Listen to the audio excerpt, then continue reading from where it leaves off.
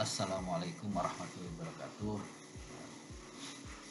Baik, kami akan lanjutkan terkait cara penggunaan aplikasi rekam medis elektronik di bagian IGD untuk user perawat.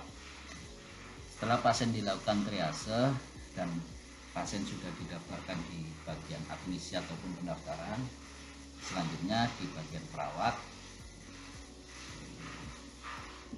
misal saya login dengan user perawat.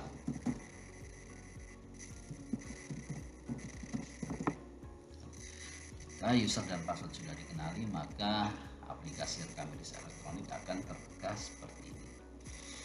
Nah, di tampilan awal di sini seperti video-video sebelumnya yang sudah kita jelaskan bahwa tampilan awal ini menginformasikan informasi secara keseluruhan terkait dari pemeriksaan pasien tersebut.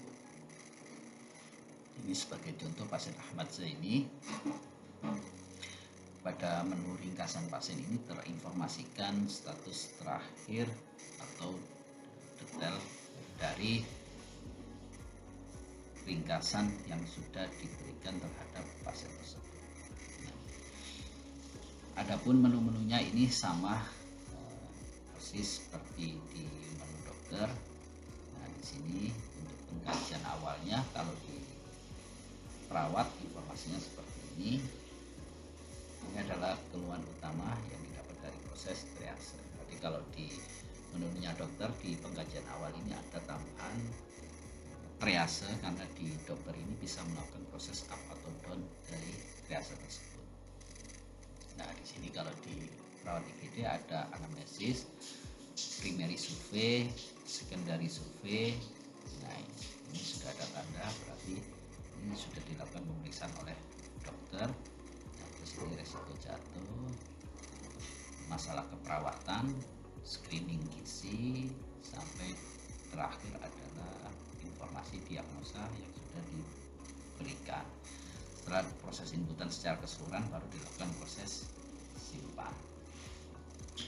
Berikutnya di tab catatan perkembangan, di sini ada asuhan PPA atau asuhan keperawatan. Nah, di sini metode yang kami gunakan adalah SDKI, diawali dengan proses pemilihan kategori. Nah, di sini pemilihan kategorinya semisal setelah dilakukan pengkajian dan pemeriksaan yang lain sehingga perawat menyimpulkan diagnosa terkait keperawatannya, semisal mukosid atau cairan, terus dilakukan proses pengkajian, semisal diagnosanya adalah diare. Nah, di sini dipilih diare di kolom mayornya, checklist. Nah, dikatakan diare itu dia defekasi lebih dari 3 kali dalam 24 jam, feses lembek ataupun cair. Nah, terus di minornya di sini bising khusus, frekuensi, nyeri atau kram abdomen. Jadi ketika di mayornya ini dipilih diare, maka di minornya juga harus dipilih diare, tidak bisa berbeda diagnosa.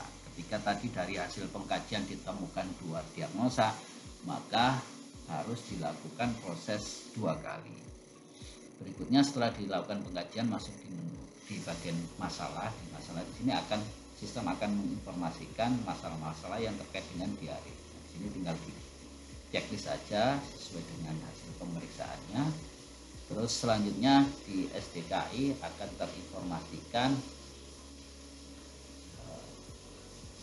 diagnosanya. Diare berhubungan dengan inflamasi, iritasi, dan dibuktikan dengan masuk di SLKI. Nah, ini dibutuhkan waktu berapa? Semisal 1 kali 24 jam atau dipilih jam atau menit, tinggal simpan. Terus selanjutnya dipilih eliminasi fekalnya, misalnya frekuensi defekasi, terus dipilih scoringnya. Nah, ini targetnya apa, misalnya membaik, terus dipilih-pilih yang lain dan dipilih skornya. Berikutnya masuk di tujuan hasil akan terinformasikan seperti ini, baru masuk di SIGI. Ini tindakan-tindakan yang akan dilakukan. Nah, di sini ada edukasinya misalnya anjurkan, kolaborasi pemberian obat. Ini tinggal dipilih sesuai dengan pemeriksaannya, monitoring jumlah pengeluaran diberi. Setelah terpilih semua, akan terinformasikan di rencana implementasi. Selanjutnya di sini ada setelah melakukan pengkajian perawat, terus asuhan keperawatan. Nah, selanjutnya adalah penulisan di JPPT. Untuk penulisan di JPPT masuk di pengkajian ulang, pilih JPPT, klik tambah JPPT. Nah, ditambah JPPT di sini caranya pilih tanggal dan jamnya. Terus subjeknya ini bisa diketikkan. Untuk tadi askep yang mau disalin ke sini tinggal pilih di askep, maka pilih diagnosanya akan muncul di hari. Ketika diagnosanya lebih dari 1, maka akan muncul juga lebih dari 1. Bentuknya dijadikan planning, maka akan terinformasikan secara keseluruhan.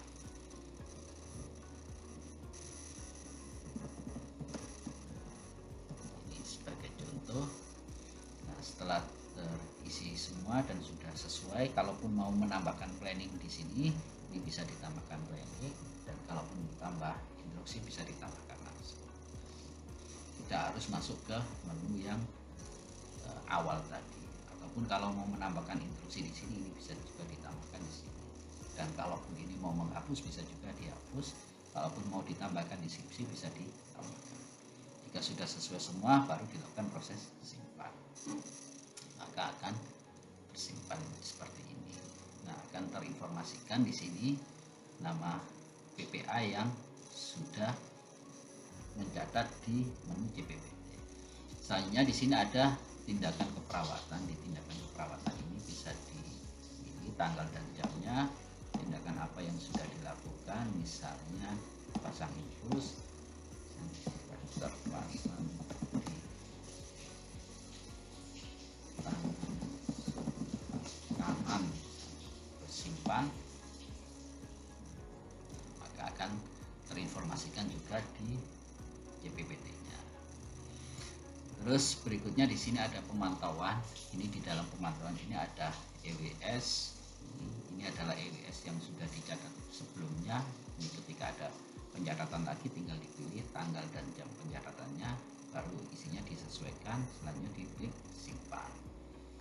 Terus di sini ada observasi. Nah, observasi ini juga bisa disesuaikan.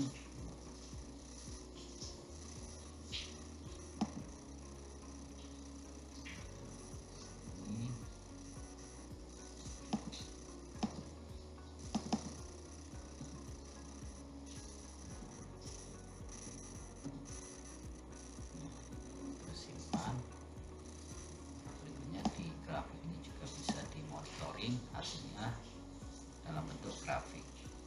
Nah, ini kalau di story ini dalam bentuk tampil. Nah, ini ada pemantauan transfusi mulai dari penggunaan lab keberapa, tanggal, range waktu, tensi, nadi, suhu, dan reaksi transfusi, baru diklik tambah. Ini ada informasi konsul. Nah, pasien ini sudah dikonsulkan ke DPJP mana saja, ini juga akan terinformasikan di history.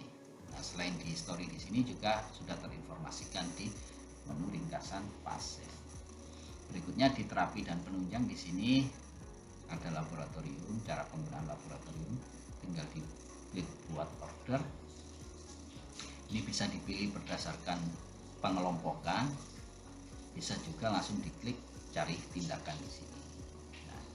Dipilih tindakan pemeriksaan laboratorium yang dibutuhkan, terus diketikkan catatan klinisnya, terus baru diklik kirim, maka akan terinformasikan item pemeriksaannya. Klik kirim, pemeriksaan akan terkirim ke bagian laboratorium. Untuk radiologi, lab patologi anatomi, ini caranya sama seperti laboratorium tadi. Nah, untuk permintaan untuk permintaan bank darah, caranya klik buat order, komponen apa yang dibutuhkan, tinggal dipilih berapa kantong yang dibutuhkan, klik tambah, berikutnya kirim. Ya, seperti itu.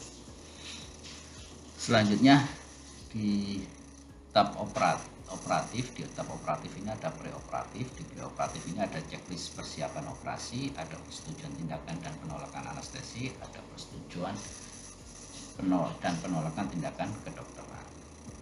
Nah, caranya di sini untuk kolom tanggal dipilih tanggal dan jamnya. Untuk yang kolom-kolom bebas ini adalah ketikan bebas atau free text, sedangkan yang kolom ada tanda panah ke bawah ini adalah pilihan. Berikutnya di bawah ini di checklist sesuai dengan kondisi pasien. Jika ada keterangan ditambahkan keterangan. Yang terakhir dilakukan proses simpan. Nah, seperti itu. Cara pengisian di sini juga sama, diinputkan informasi-informasi yang sudah diberikan terhadap pasien tersebut dan diakhiri dengan proses simpan. Di menu billing di sini, di menu billing tindakan adalah untuk menginputkan semua administrasi yang timbul dari pemeriksaan pasien tersebut. Nah, di sini bisa dipilih, kalau tidak muncul di sini bisa diketikkan tindakan apa yang sudah diberikan, misalnya rawat luka. Nah, tinggal dipilih ditambah item. Nah, jika informasi ini sudah sesuai, tidak perlu disimpan, langsung ditutup. Tapi jika tidak sesuai, tinggal diklik sini, dipilih siapa pelaksana dari kegiatan tersebut, lalu dilakukan proses simpan. Nah, begitu seterusnya untuk inputan tindakan. Sedangkan untuk BHP di sini sama, tinggal diinputkan nama BHP-nya apa. Nah, setelah terpilih, kuantitinya berapa yang digunakan, terus ditambahkan. Terus selanjutnya dipilih BHP yang lainnya. Kalaupun menggunakan template, tinggal dipilih template, klik plus sesuai dengan template yang atau paket yang diberikan terhadap pasien tersebut.